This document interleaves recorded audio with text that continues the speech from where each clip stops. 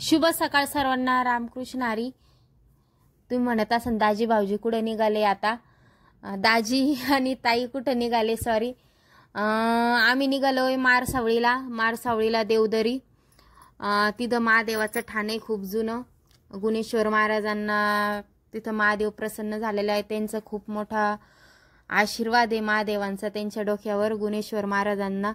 त्याच्यामुळे म्हटलं जाण्याचं कारण असं की तिथं सप्ताह चालू होता 7 दिवसापासून। आज शेवटचा दिवस होता, आज होता समाप्ती, आज महाप्रसाद होता।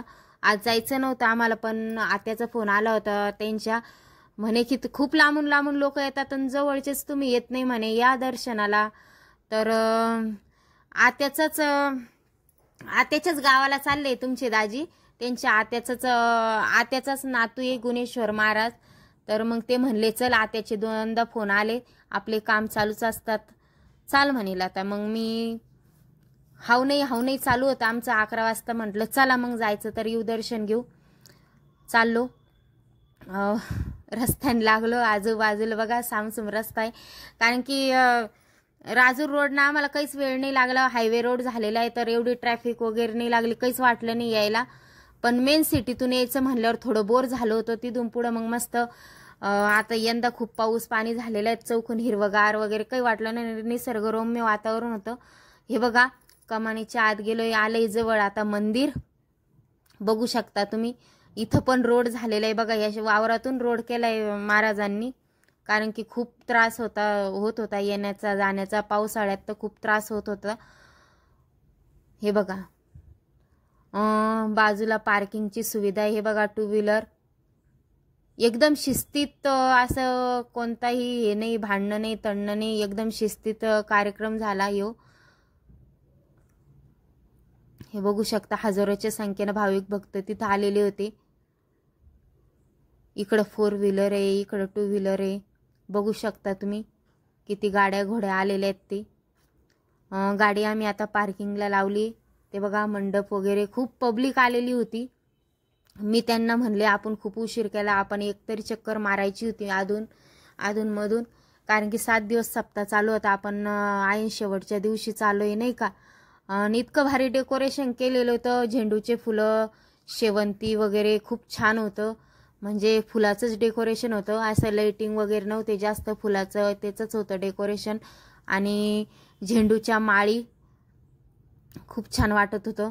हे बघा तुम्ही।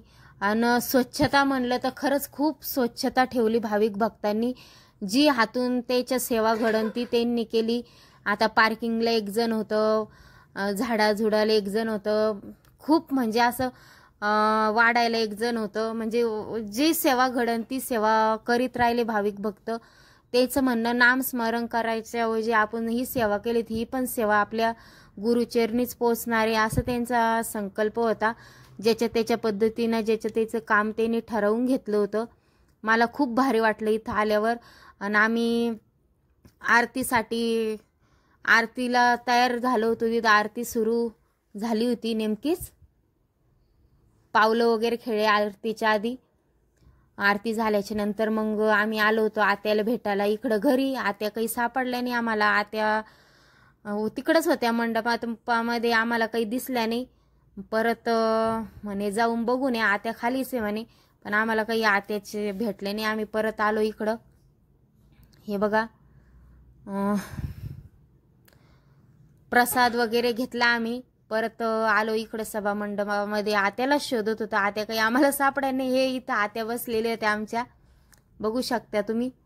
ही आत्या आहे, जांभळ्या कलरचं हे लुगडं घातलेले, ती आत्या आहे आमची, तुमच्या दाजीची आत्या। आत्याला भेटून महाप्रसाद घेऊन आता निघालोय। खूप पाहुणे रावळे भेटले, माझे माहेरचे भेटले, त्यांचे मित्रमंडळी भेटले, खूप ओळखीचेही भेटले। हे बघा आता 7 दिवस सप्त्यामध्ये होते, तर सगळेजण निघाले होते ज्याच्या त्याच्या गावी, ज्याची त्याची पळाची धावपळ चालू होती। दाजी म्हणत होते चल आता नको बडबड करू, आपल्याला जायचंय, खूप उशीर होईल आपल्याला, संभाजीनगरला जाऊच तर अंधार पडेल, कारण की मुली पण होत्या ना सोबत। हे बघा आम्ही आलोय आता गणोरी फाट्यावर, खूप थंडी वाजत होती, शिवानीलाही झोप येत होती, तर तिला म्हटलं तोंड वगैरे धुई, आपल्याला चहा बिस्किट खायची। माझे भाचे भाचेही मजा करत होते म्हणे, मायले केला नुसतं खायला लागत, हॉटेल दिसले का नुसतं खायला मागतात. आम्ही असं मारसावळीचं दर्शन घेतलंय आज दादांनो. बघा सुट्टी घेतली, मस्त देवदर्शन करून आलो. बघू शकता तुम्ही, दाजी मजा घेत होते माझी. तो मोठा भासा आहे माझा दादांनो. रामकृष्ण हरी. भेटू दुसऱ्या ब्लॉकमध्ये.